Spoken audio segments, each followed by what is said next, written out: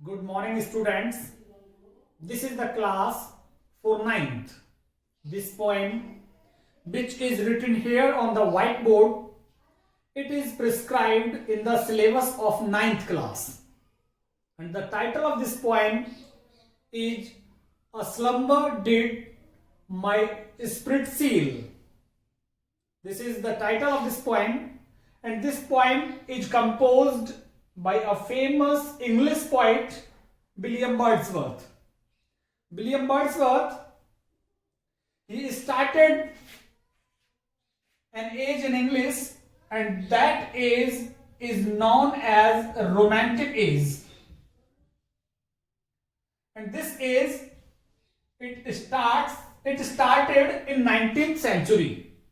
19वीं शताब्दी में एक युग की शुरुआत की थी विलियम वर्ड्सवर्थ ने, when William Wordsworth and his contemporary, whose name is S.T. Coleridge, both these two poets, they started an age in English literature, that age which started in 19th century, that is known as Romantic age. And this age, it started in 1798 when lyrical ballads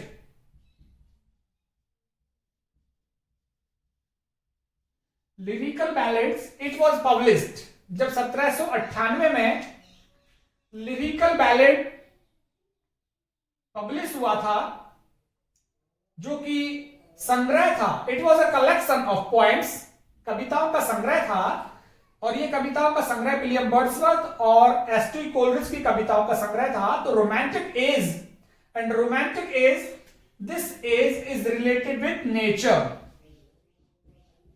प्रकृति से related जो subject matter की कविताएं थी वो लिखी गई 19th century में. तो 19th सेंचुरी के प्रणेता विलियम वर्ड्सवर्थ हैं. और इस पोएम की यदि बात करें तो ये poem it was written in 1798. It was written in 1798 and published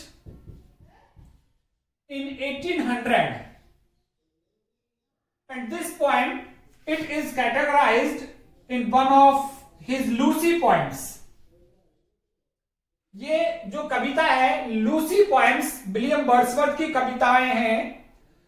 उन कविताओं को लूसी पोएम्स कहा गया है, जहां पर जिस व्यक्ति के बारे में इसने बात की है और उस व्यक्ति का नाम की चर्चा कविता के अंदर नहीं होती है, उस Lucy poem it is related with girl.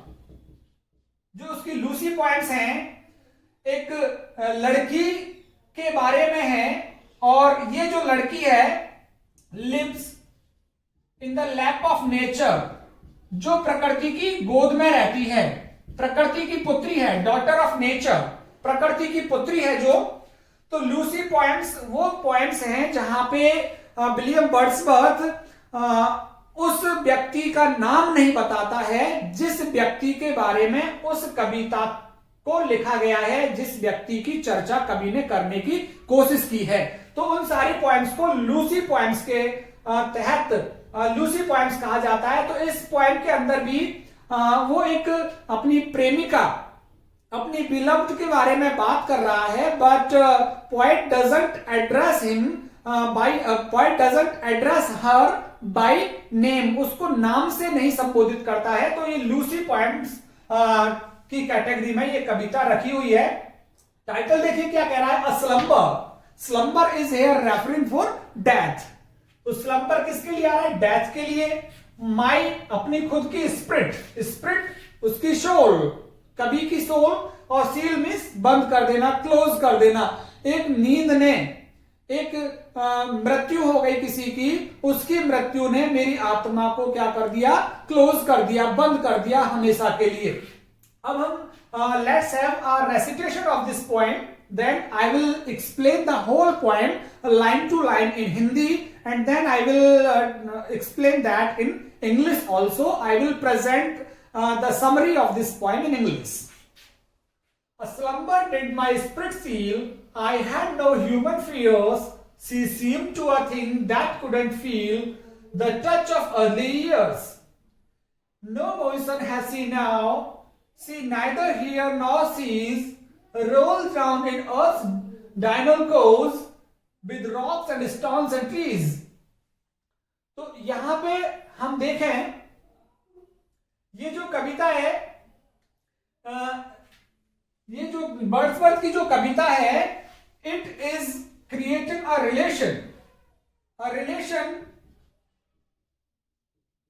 Relation between man and nature. व्यक्ति और प्रकृति का एक संबंध यहां पे स्थापित किया गया है. दोनों को रखा है उसने साइड बाय साइड. मैन कैसा होता है? मॉर्टल, उसकी डेथ हो जाती है. और प्रकृति कैसी होती है? इमॉर्टल.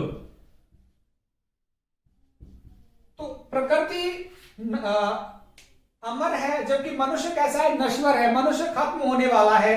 तो प्रकृति और मनुष्य का यह संबंध उसने बताने की कोशिश की है.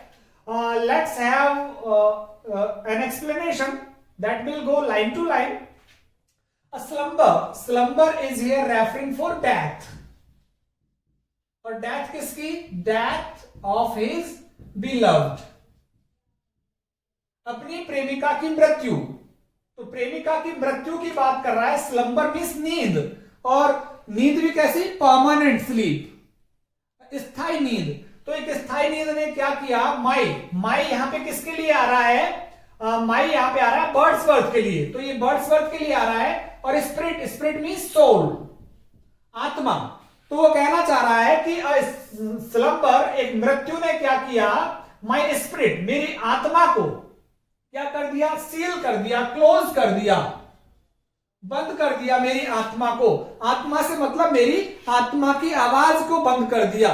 तो यहां पे किसी की मौत हुई है, किसी की डेथ हुई है. उस डेथ का गहरा सदमा कवि को पहुंचा है, और उस गहरे सदमे की वजह से जो कवि की आत्मा है, कवि के जो मनोभाव हैं, कवि की जो फीलिंग्स जो उसकी भावनाएं हैं, वो कैसे हो गए हैं? सील हो गए हैं, वो बंद हो गए, क्लोज हो गए.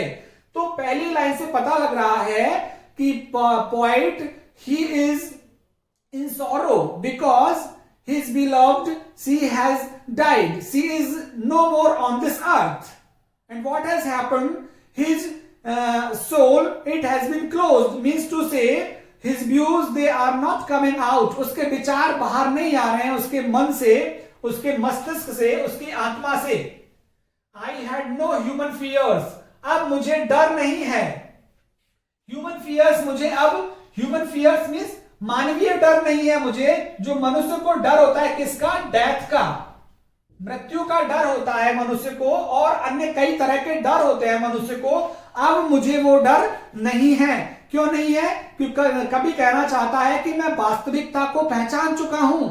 That the ultimate goal of a man's life is his death. कि मनुष्य का जो अंतिम गोल है, अंतिम लक्ष्य है मनुष्य का, वो क्या है? उसकी मृत्यु है. तो कहना चाहता है कि मेरी प्रेमिका की मृत्यु के बाद अब मैं सब कुछ जान गया हूं. I have known the reality. मैं वास्तविकता को पहचान गया हूं. इसलिए वास्तविकता को पहचानने के बाद अब ह्यूमन फियर्स नहीं रहे, मानवीय डर नहीं रहा मुझे. मानवीय डर, किसी से बिछुड़ने का डर, किसी की मृत्यु हो जाने का डर. तो कह रहा है अब मैं वास्तविकता को जान गया हूं. लेकिन कब जान गया हूं? After death of his beloved. अपनी प्रेमिका की मृत्यु के बाद सच्चाई को जान गया है, और अब उसको मानवीय डर नहीं रहा है. कभी कहना चाहता है कि जब मैं मेरी प्रेमिका के साथ था, when I was in the company of my beloved, then I always had fears in my mind, and that fear may be of separation. वो डर शायद अलग होने का हो सकता है कि मेरी प्रेमिका मुझसे अलग हो जाएगी. तो उस बात का डर कभी को हो सकता था. कब? जब उसकी प्रेमिका जीवित थी. लेकिन अब उसकी प्रेमिका मर चुकी है, तो उसको किसी प्रकार का मानवीय भय नहीं रहा है. तो I had no human fears. मुझे अब कोई मानवीय भय नहीं है. क्यों नहीं है? Because poet he accepts that death is the ultimate end of man's life, कभी इस बात को स्वीकार कर चुका है कि मनुष्य का जो अंतिम चीज है वो उसकी क्या है, मृत्यु है। एक दिन मनुष्य को मरना है और ये सच्चाई अब कवि के सामने खुल चुकी है। इस सच्चाई के खुलने से क्या हुआ है, अब उसको किसी प्रकार का मानवीय भय नहीं रहा है। अब उसको किसी से अलग होने का, सेपरेट होने का डर कवि को किसी से नहीं रहा है। She seemed a thing that could not feel the touch of early years. She seemed a thing. अब वो एक ऐसी चीज बन गई है, वो एक ऐसी वस्तु हो गई है that could not feel, जो महसूस नहीं कर सकती, जो किसी भी चीज को महसूस नहीं कर सकती। The touch of early years, कि जो पृथ्वी के जो साल हैं, पृथ्वी का जो टाइम है, years is referring for time, कि पृथ्वी का जो समय है अब वो उस समय के टच में नहीं है। टच मींस इफेक्ट, अब वो पृथ्वी के समय के प्रभाव में नहीं है।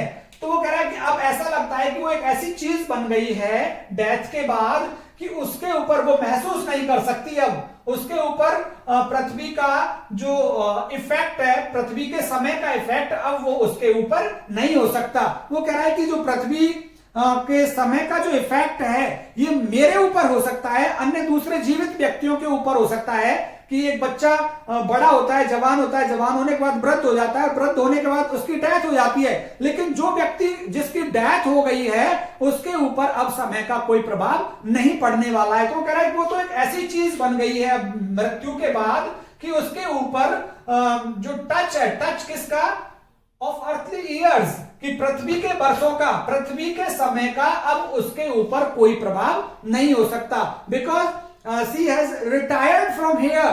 Now the effect of time will not be on her. अब समय का प्रभाव उसके ऊपर नहीं होगा। समय उसको वृद्ध नहीं कर सकता, समय उसको एनर्जी लेस नहीं कर सकता, समय उसको बदसूरत नहीं बना सकता। तो क्यों नहीं बना सकता? क्योंकि वो समय से ऊपर हो गई है। वो समय के अब समय जो एक दराती के रूप में होता है, जो मनुष्य की उम्र को काटता रहता है धीरे धीरे, लेकिन जब मनुष्य परमानेंट, जब भगवान के पास चला जाता है तो वो उस दराती के प्रभाव में भी नहीं आ पाता। तो वो कह रहा है शी सीम्ड अ थिंग, वो ऐसी चीज हो गई है that could not feel the touch of early years, कि उस पर पृथ्वी के समय का कोई प्रभाव नहीं पड़ सकता। वो कहना चाहता है कि now my beloved she is in my memory and my memory that can not be affected by the time, कि समय अब उन यादों को प्रभावित नहीं कर सकता जिन यादों में वो अब बसी हुई है। तो कभी कह रहा है कि मेरी प्रेमिका मेरी यादों में है और समय का उन यादों पर कोई प्रभाव नहीं हो सकता। मैं उसको लगातार याद करता रहूंगा और वो याद धूमिल नहीं हो सकती, समय का उस पर कोई प्रभाव नहीं पड़ सकता। No motion has she now, अब उसके अंदर कोई हलचल नहीं है, मोशन, क्योंकि उसकी डेथ हो गई है। There is no movement in her body, उसकी डेथ, उसकी जो शरीर है उसमें अब किसी प्रकार का हलचल नहीं है। जब वो जीवित थी तो वो हलचल किया करती थी जैसे सामान्य आदमी करते हैं, लेकिन वो कह रहा है no motion has she now, अब कोई हलचल नहीं है। She neither hear nor sees, ना तो वो सुन सकती है ना देख सकती है। तो कभी कह रहा है कि मृत्यु हो जाने के बाद अब वो जब भगवान के पास जा चुकी है, now she has retired from here and she has gone there in the heaven, she can not hear, she can not see those things which are here on this earth, जो पृथ्वी पर चीजें हैं, पृथ्वी की जो आवाज है उनको ना तो वो सुन सकती है ना देख सकती है, क्योंकि अब उसके अंदर कोई हलचल नहीं है। Roll round in earth diurnal course, roll round, लेकिन वो घूमती है, लेकिन वो घूमती है। देखिए यहां पे कह रहा है नो मोशन, कोई हलचल नहीं है उसके अंदर, फिर कह रहा है रोल्ड राउंड, लेकिन वो घूमती है। तो यहां पे क्या आ रहा है, पैराडॉक्स आ रहा है कवि की बातों में। पैराडॉक्स मींस विरोधाभास, विरोधाभास आ रहा है यहां पे कवि की बात में। विरोधाभास अलंकार का यूज किया है उसने, पैराडॉक्स फिगर ऑफ स्पीच का यूज किया है। पहले कह रहा है कि no motion has she now, कि उसके अंदर कोई हलचल नहीं है।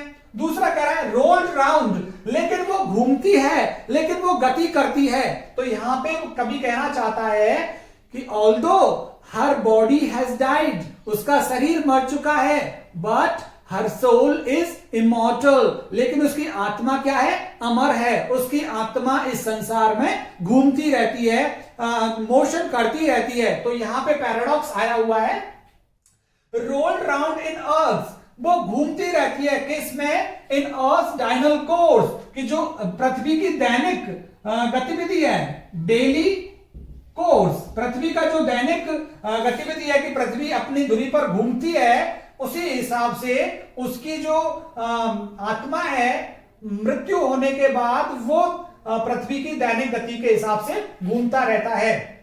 कवि के कहने का मतलब है, after her death she was buried in earth and now she has become the part and parcel of earth, कि मृत्यु के बाद उसको पृथ्वी में दफनाया गया।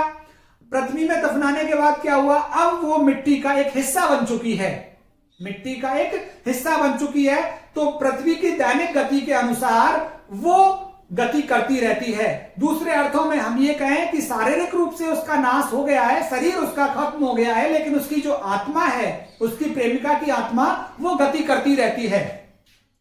Role round in earth diurnal course with rocks and stones and trees, अब वो किसके रूप में है, प्रकृति का हिस्सा बन चुकी है, क्योंकि पृथ्वी में उसको दफन कर दिया तो वो चट्टानों के रूप में है, स्टोन्स पत्थरों के रूप में है, एंड ट्रीज और पेड़ों के रूप में है। तो वो कहना चाहता है कि मेरी प्रेमिका जिसे पृथ्वी में दफन कर दिया वो चट्टानों के रूप में है, पत्थरों के रूप में है, ट्रीज के रूप में है, और ये सभी क्या है, प्रकृति के पार्ट्स हैं, प्रकृति के अंग हैं। तो कवि कह रहा है कि जो मेरी प्रेमिका है उसको जब पृथ्वी में दफना दिया गया है तो अब वो मनुष्य के रूप में नहीं रही। Now she has taken a new form, उसने एक नया रूप ले लिया है, and that new form it may be in the form of rocks, it may be in the form of trees, it may be in the form of stones, कि उसने नया रूप ले लिया है जो पृथ्वी जो स्टोन्स पत्थरों के रूप में हो सकता है, जो पेड़ों के रूप में हो सकता है, जो चट्टानों के रूप में हो सकता है। तो यहां पे कभी जब मृत्यु के सदमा लगता है उसको, अपनी प्रेमिका की मृत्यु का सदमा, तो वो ये कहना चाहता है कि प्रकृति को देख लें, हम प्रकृति को देख लें, तो प्रकृति को देखने से हम उस दुख को भूल सकते हैं जो हमारे किसी अपने के जाने से होता है। क्योंकि जो व्यक्ति गया है उसको प्रकृति की गोद में स्थान मिलता है, उसको दफन किया जाता है मिट्टी में, और मिट्टी में जब दफन किया जाता है तो वो किसी पेड़ के रूप में, किसी पहाड़ के रूप में, किसी नदी के रूप में हमें प्रकृति के अंग के रूप में नजर आता है। तो यहां पे जो कवि है, at last he is not in a sorrowful mood and he accepts his destiny, वो अपने भाग्य को स्वीकार करता है और वो अब दुख में नहीं है, क्योंकि वो जान गया है कि उसकी प्रेमिका जो पहले शारीरिक रूप में थी अब किसी और रूप में है, वो प्रकृति के किसी रूप में है। तो वो प्रकृति को देखता है तो उसे ऐसा लगता है कि he is meeting with his beloved, वो अपनी प्रेमिका से मिल रहा है, चाहे किसी और रूप में सही, लेकिन वो अपनी प्रेमिका से मिल रहा है। तो it means man's life, it is temporary here on this earth, while nature, it is permanent. Nature in the form of mountains, nature in the form of trees, in the form of river, in the form of ocean, it is permanent. So here is a difference between the life of man and nature. यहाँ पे एक अंतर है मनुष्य के जीवन में और प्रकृति के जीवन में। मनुष्य खत्म होकर लास्ट में क्या बन जाता है, प्रकृति का एक हिस्सा बन जाता है। So this is the point. I hope कि आपको अच्छे तरीके से समझ में आई होगी। विलियम वर्ड्सवर्थ जो कनेक्शन क्रिएट किया है, यहाँ पे एक रिलेशन क्रिएट किया है प्रकृति में और मनुष्य के बीच में, वो मैंने यहाँ पे आपको आपके सामने एक्सप्लेन करने की कोशिश की है। और मैं आपको बता दूं, ये चौथी कविता है कक्षा 9 की, जिसे मैंने यहाँ पे एक्सप्लेन किया है लाइन टू लाइन, और आपके सिलेबस की 3 पॉइंट्स ऑलरेडी मैं एक्सप्लेन कर चुका हूं। ये चौथी पोएम है। आप तीनों पॉइंट्स के लिए मेरे YouTube चैनल को सब्सक्राइब करें। सब्सक्राइब करने के साथ ही बेल आइकन जरूर दबाएं, क्योंकि बेल आइकन से नोटिफिकेशन मिलता है, और बेल आइकन दबाने के बाद आप मेरी प्लेलिस्ट खोलें, वहां पे आपको कक्षा 9 के मॉड्यूल में ये सारी पॉइंट्स मिल जाएंगी। बहुत बहुत धन्यवाद आप सभी का।